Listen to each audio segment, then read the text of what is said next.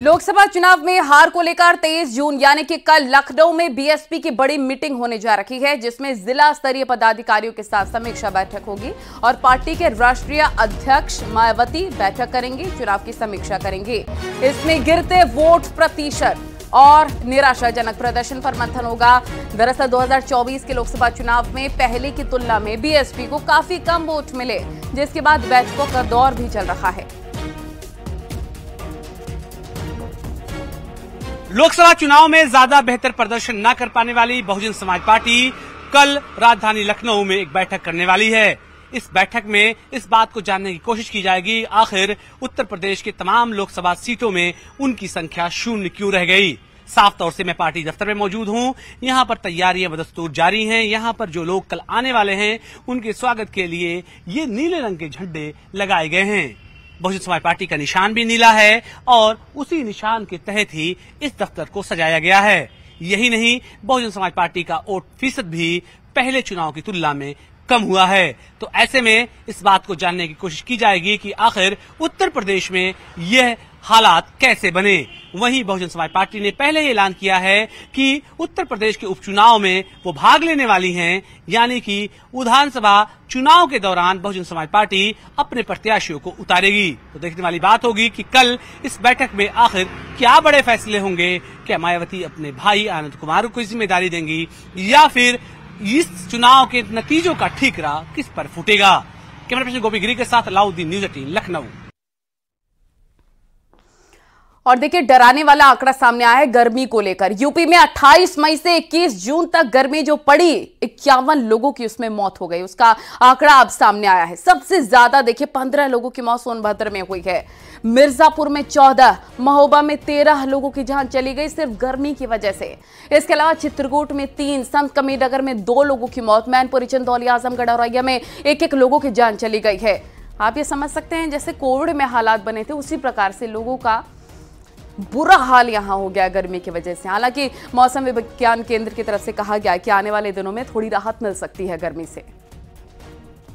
प्रदेश में बीते कई दिनों से हो रही भीषण गर्मी और चलने वाली हीट वेव से अब तक 51 लोगों की मौत हो गई है। बीते 28 मई से लेकर 21 जून तक 51 लोगों की मौत हुई है, जिनमें सर्वाधिक मौत सोनभद्र में 15 लोगों की, मिर्जापुर में 14, महोबा में 13 और चित्रकूट में 3 लोगों की मौत हुई है। जबकि संत कबीरनगर में 2 लोगों की, मैनपुरी, औरैया में 1-1 लोगों की मौत हुई है। हालांकि मौसम वैज्ञानिकों की माने तो अब उत्तर प्रदेश में एक बड़ी राहत मिलने वाली है। अगले 72 घंटे के अंदर मानसून उत्तर प्रदेश में प्रवेश करने वाला है, जिसके बाद पूर्वांचल से लेकर पश्चिमी यूपी के कई जिलों में जोरदार बारिश होगी, जिससे आने वाले दिनों में उत्तर प्रदेश में भीषण गर्मी और हीट वेव से एक बड़ी निजात मिलते हुए नजर आएगी।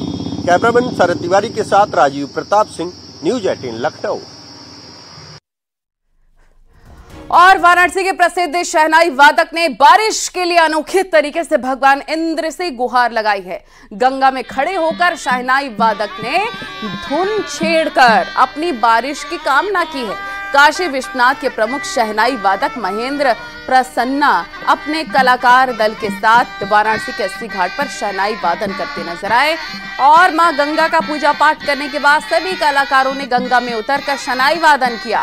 पारंपरिक धुन को छेड़ शहनाई वादकों ने भगवान इंद्र को खुश करने की कोशिश की है।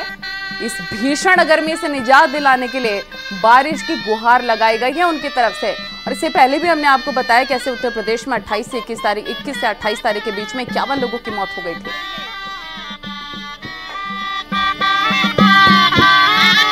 देश में नहीं, पूरे देश में गर्मी बेहाल है लोग। इसलिए मैं भगवान बाबा विश्वनाथ जी का आशीर्वाद लेके चलता हूँ मंदिर से। माँ गंगा का चरण छू के मैं प्रणाम करता हूँ, उनको माला, फूल, अगरबत्ती जला करके भगवान इंद्र को मैं समर्पित करता हूँ। और भगवान इंद्र से विगत वर्षों के भांति इस वर्ष भी मैंने प्रार्थना किया कि हे नाथ, बारिश कम से कम हो जाए, जो काशी की जनता ने पूरे देश की जनता को राहत मिले, किसान भाइयों को राहत मिले। इसीलिए मैं भगवान इंद्र से प्रार्थना करता हूँ, राग मेघ की प्रस्तुति करता हूँ, लास्ट में मैं बधाइयाँ लगाता हूँ। और यूपी में वीआईपी कल्चर को खत्म करने के लिए यूपी सरकार ने एक बड़ा अभियान छेड़ रखा है। जिले में कई जगहों पर ट्रैफिक पुलिस और थाना पुलिस लग्जरी वाहनों को चेक कर रही हैं और कार्रवाई कर रही हैं। जिले में अब तक 17 से ज्यादा हूटर उतारे गए, कई गाड़ियों का चालान किया गया है।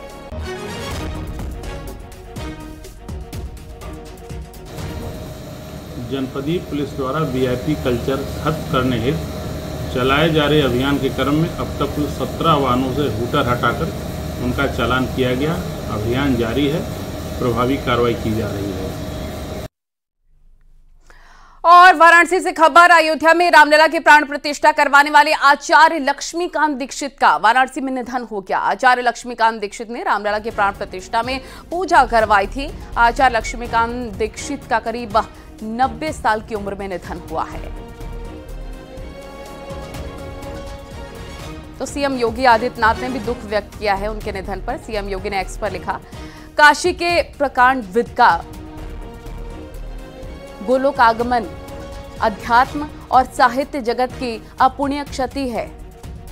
संस्कृत भाषा और भारतीय संस्कृति की सेवा के लिए वे सदैव स्मरणीय रहेंगे। प्रभु श्री राम की प्रार्थना है कि दिवंगत पुण्यात्मा को अपने श्री चरणों में स्थान एवं उनके शिष्यों और अनुयायियों को ये दुख सहन करने की शक्ति प्रदान करें। ओम शांति।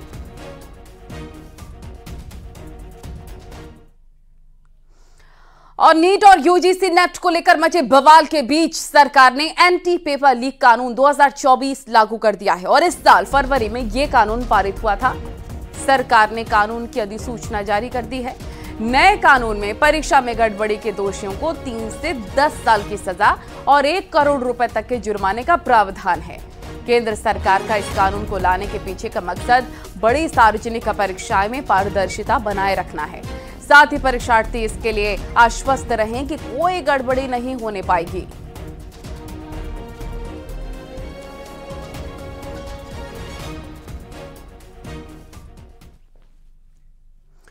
और ईओयू ने अपनी रिपोर्ट तैयार कर ली है। नीट पेपर धांधली मामले की अब तक की जांच रिपोर्ट तैयार हो चुकी है और इस रिपोर्ट को ईओयू के अधिकारी आज शिक्षा मंत्रालय को सौंपेंगे भी। जानकारी के मुताबिक इस रिपोर्ट में गिरफ्तार 4 परीक्षार्थियों समेत गिरफ्तार किए गए 13 आरोपियों के बयान भी दर्ज किए गए हैं। नीट पेपर लीक के मामले में बिहार पुलिस की ईओयू यूनिट यानी कि इकोनॉमिकल ऑफेंस यूनिट आज शिक्षा मंत्रालय में नीट को लेकर जो कार्रवाई की गई है उसकी एक विस्तृत रिपोर्ट दाखिल करने वाली है। शिक्षा मंत्रालय में आज ईओयू यूनिट बिहार सरकार की जो पुलिस है वो शिक्षा मंत्रालय में अपनी एक डिटेल रिपोर्ट दाखिल करेगी। इस रिपोर्ट में उन तमाम आरोपियों के बयान शामिल हैं जिन्होंने नीट के पेपर को लीक किया और तमाम परीक्षार्थियों की मदद की। जो रिपोर्ट फिलहाल बिहार पुलिस के द्वारा तैयार की गई है उस रिपोर्ट में न केवल उन आरोपियों के बयान शामिल हैं बल्कि वो अंक पत्र और साथ ही साथ वो प्रश्न पत्र भी शामिल हैं जिनको समय रहते जलाया गया। लेकिन बिहार पुलिस की ईओ यूनिट ने जो छापेमारी की उनको उस समय पर्याप्त सबूत मिले। बिहार पुलिस के द्वारा जो डिटेल रिपोर्ट शिक्षा मंत्रालय में आज दाखिल की जाने वाली है उसमें बिहार पुलिस के बड़े अधिकारी शिक्षा मंत्रालय को ये बताएंगे कि किस तरह नीट के पेपर को लीक किया गया और तमाम परीक्षार्थियों को मदद पहुंचाया गया। सबसे महत्वपूर्ण बात इस मामले में यह भी है कि नीट परीक्षा के लीक के मामले में सुप्रीम कोर्ट में भी कई याचिकाएं दाखिल की गई हैं जिस पर सुप्रीम कोर्ट 8 जुलाई को सुनवाई करेगा। लेकिन बिहार पुलिस के द्वारा की गई ये कार्रवाई नीट पेपर लीक के मामले में एक बड़ा सबूत साबित हो सकती है और जिस तरह देश भर के तमाम छात्र नीट की परीक्षा को रद्द करने की मांग कर रहे हैं, ऐसे में देखना बेहद अहम होगा कि बिहार पुलिस के द्वारा दाखिल की जाने वाली इस रिपोर्ट पर आने वाले दिनों में शिक्षा मंत्रालय और खुद शिक्षा मंत्री क्या कुछ अहम बड़े फैसले लेते हैं। कैमरामैन संजीव वर्मा के साथ सुशील पांडे, न्यूज़ 18 दिल्ली। और वहीं यूपी कांग्रेस प्रदेश अध्यक्ष ने भर्ती प्रक्रिया में गुजरात में कॉन्ट्रैक्ट दिए जाने पर सवाल उठाए हैं। नेट से लेकर जितने आप यूजीसी सब में पूरी तरीके से अगर साफ पारदर्शी जांच होगी तो सब में गुजरात के लोग और उनका इन्वॉल्वमेंट आएगा, और वो अलग अलग स्टेट्स से इसको मैनेज भी कर रहे हैं। हर जगह से गुजरात के लोग इसमें आए हैं। मैंने बनारस से बात उठाई थी, सारे काम आप देख सकते हैं, पूरा काम बनारस में वहां मिला हुआ है। सारे स्मार्ट सिटीज के सारे काम गुजरात के लोग काम कर रहे हैं। मोदी जी और अमित शाह इन्हीं के पूरे इनके भक्त लोग। तो मैं इतना ही कहना चाहूंगा कि ये सीधे सीधे पूरा गुजराती लॉबी मिलकर इस देश के भविष्य को खराब कर रही है, बर्बाद कर रही है। तो देखिए, नीट परीक्षा के पेपर लीक मामले में जांच जैसे जैसे आगे बढ़ रही है, वैसे वैसे इसमें शामिल लोगों के नामों की लिस्ट बढ़ती जा रही है। पेपर लीक मामले के आरोपी सिंटू के कबूलनामे के मुताबिक उसे रवि अत्री गैंग के प्रश्न पत्र और उत्तर मिले थे। बिहार पुलिस के मुताबिक पेपर लीक कांड में प्रोफेसर से लेकर डॉक्टर और इंजीनियर तक शामिल थे।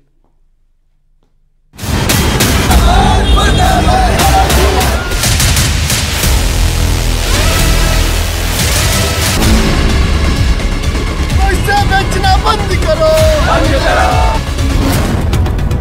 नीट पेपर लीक कांड में एक से बढ़कर एक नाम सामने आ रहे हैं। इनमें प्रोफेसर भी हैं, डॉक्टर भी हैं और इंजीनियर के नाम भी सामने आए हैं। यानी लाखों छात्रों के भविष्यों से खिलवाड़ करने वाले किरदार समाज के कई सफेदपोश निकले। बिहार आर्थिक अपराध इकाई के सूत्रों की माने तो नीट मामले में ईओयू के रडार पर एक संदिग्ध प्रोफेसर का नाम सामने आया है। जांच एजेंसी के मुताबिक प्रोफेसर के नंबर से नीट के पेपर को लीक किया गया था। फिर इस क्वेश्चन पेपर को रांची के रिम्स हॉस्पिटल के 10 डॉक्टर और पटना के 2 सॉल्वर ने मिलकर इसे हल किया।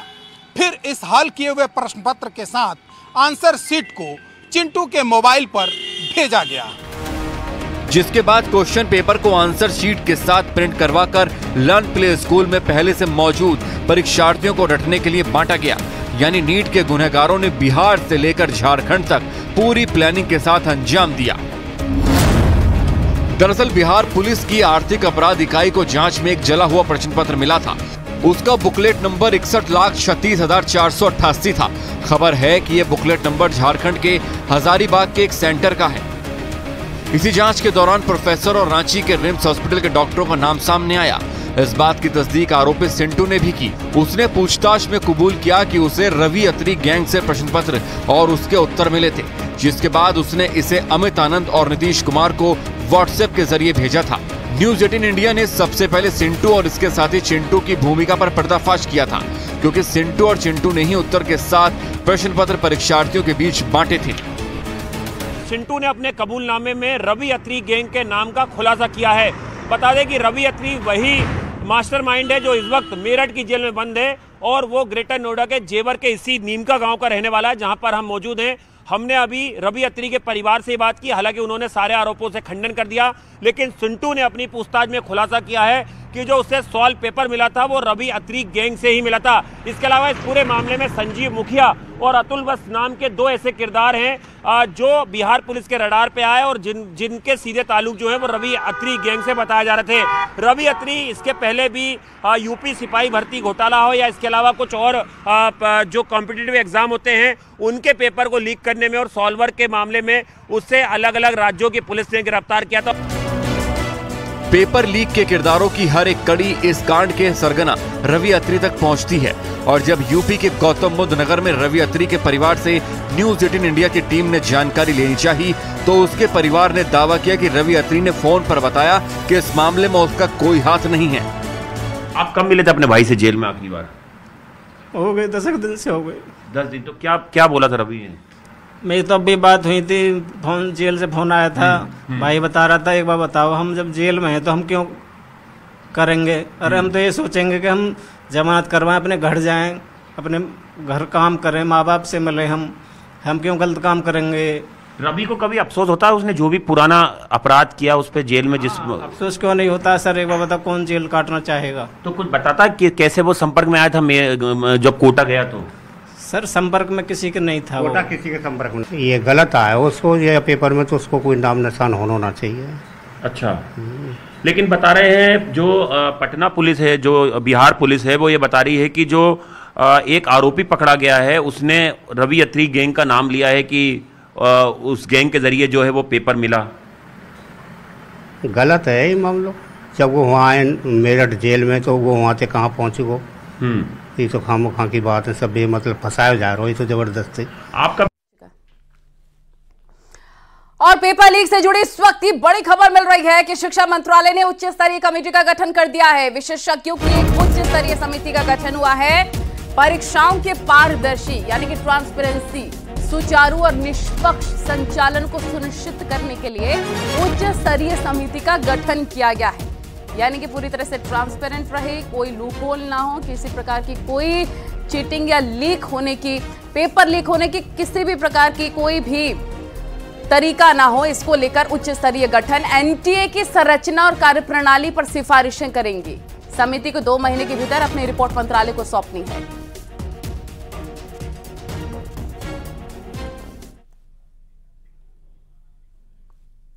खबरें जारी है, रुकेंगे छोटे से ब्रेक के लिए। आप देख रहे हैं न्यूज़ 18 उत्तर प्रदेश उत्तराखंड।